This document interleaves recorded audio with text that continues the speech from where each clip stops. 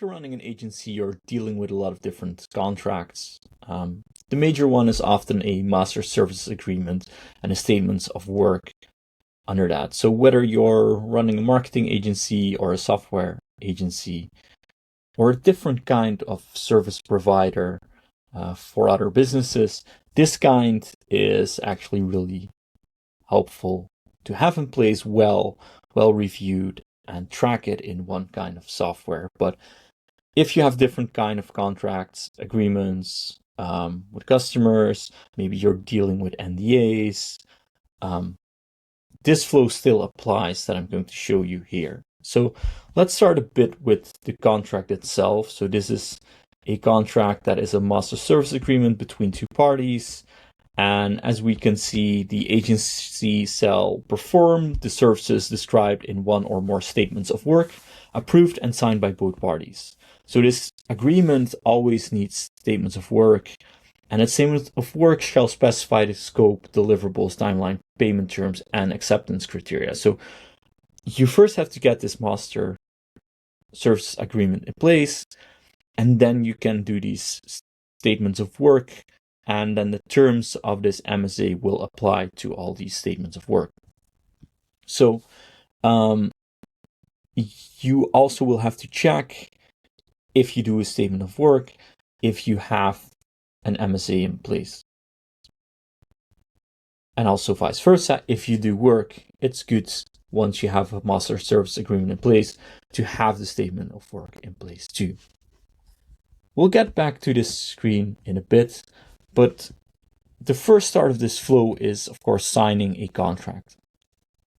We have a different video for that, for agencies, on assignment flow, so I'm not going to show that here, but in general, the flow looks a bit like this. Of course, we create the request of signing that contract, then we send that request, and then both signers sign the contract, and then signing is complete. It's a very simple flow, and you can all manage this in Contracto. It will send out the emails for you.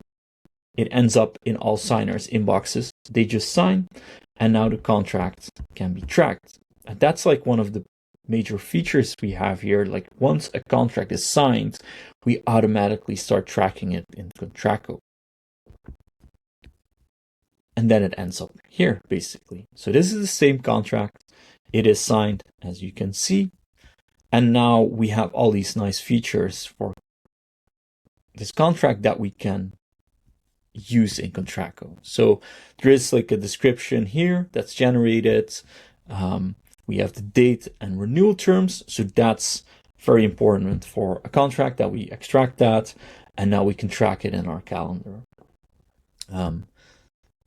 Even better, we already set events and notifications here. So there's like a notice deadline in here for when this MSA needs to be reviewed again.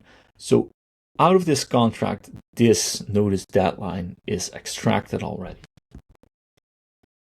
And then of course, we have further AI analysis over here with the overview. And especially in this MSA, you'll have some obligations.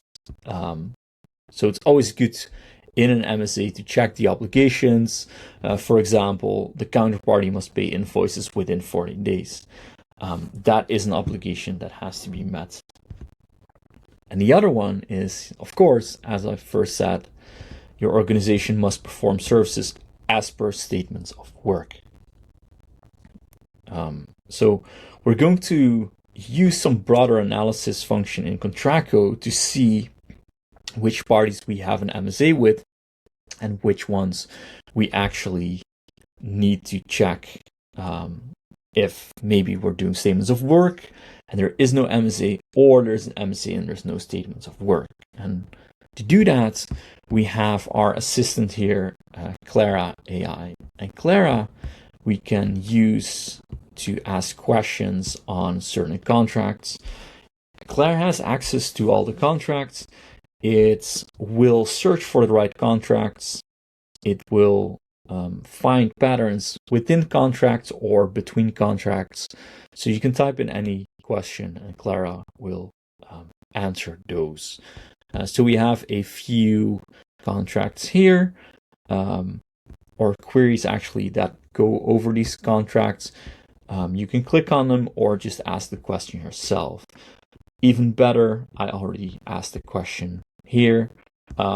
Basically the question that I just mentioned, which statements of work have no MSA behind them. So here we see Clara answer that question, searching for contracts, looking for matching text, and Clara found 5 statements of work contracts.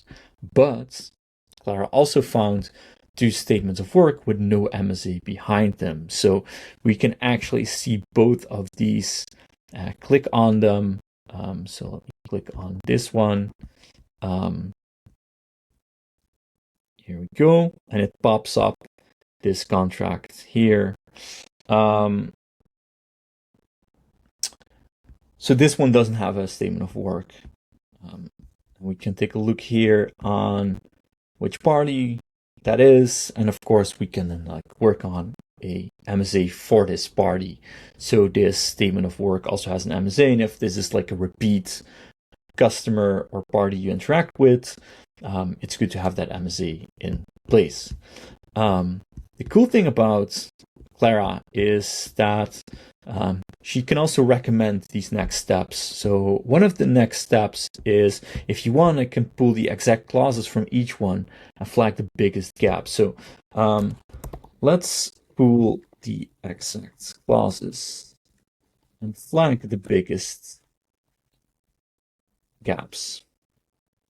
So Clara is also a bit of a partner here in finding the gaps in your contract and analyzing them. So you can refer to a specific contract, and then Clara will find the bigger gaps for these contracts. And specifically because Clara pulled already 2 contracts, now Clara is reviewing those specific contracts and flagging some gaps.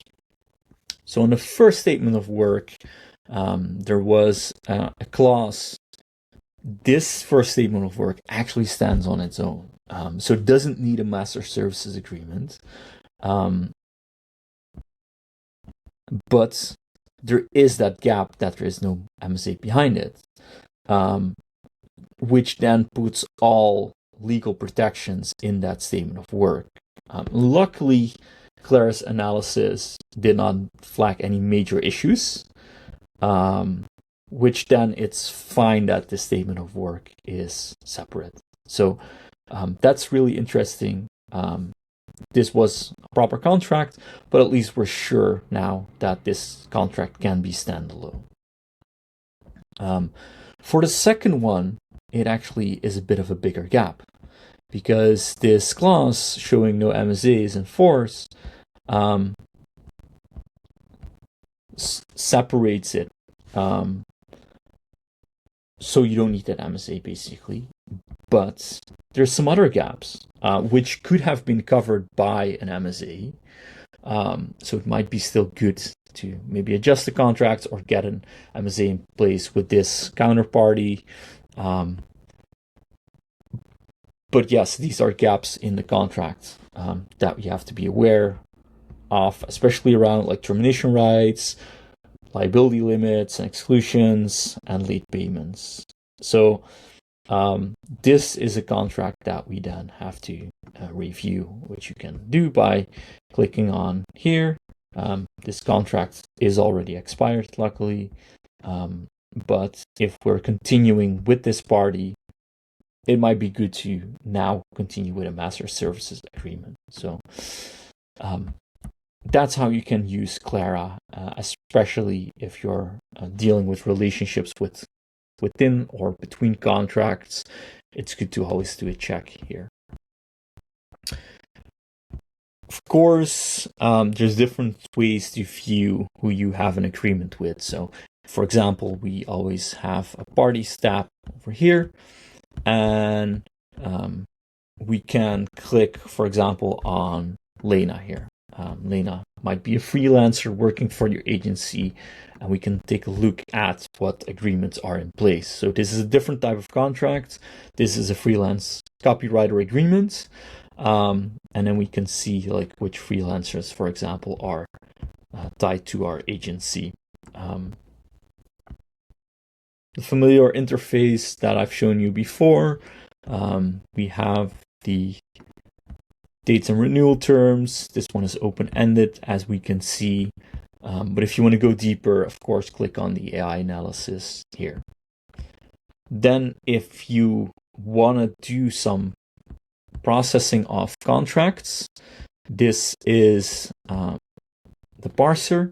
So you might have a lot of different contracts already in some folder somewhere, and maybe you want to batch extract all of this information that you've just seen from these contracts, like the AI analysis, the dates, renewal terms, and get it in one handy overview. The contract parser is your best friend here. So you can just drop all contracts here. It will process it and give you back all that information in one file, in one Excel file. So if you want to just have that one quick overview, this can help. If you want to continuously manage contracts, as Clara AI, the normal interface is one to look out for. Other quick useful view is this calendar. All these different contracts have a timeline.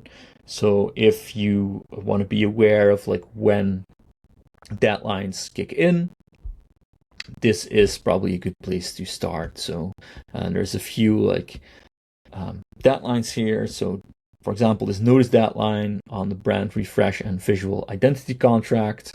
Like here, there is some notice deadline, and the month after does a contract ends. So this gives you a quick overview of which contracts are active, but mostly which ones need attention. You'll get the alert that I've shown you before, but if you want an easy overview, this is a good place, and it shows up like a calendar. For now, I'll leave it at this. As an agency owner, this is a whole flow of contracts and phases you'll get through, like signing. You'll have some analysis part. You'll have to manage your counterparties. You'll have to manage individual freelance agreements, and of course those MSAs and statements of work. Those continuously are active in your business, especially when new statements of work come in. They have to be checked against that master service agreement. And this flow will make that way easier for you to manage. If you want to give this a shot yourself, we have a free trial available on Contracco. We'll put it in the link as a link in the description. So click on the description, you'll find the link and you get a free trial. If you have any feedback, let us know. We're always happy to talk you through this, make this fit for your business, and make sure you can manage your contracts well.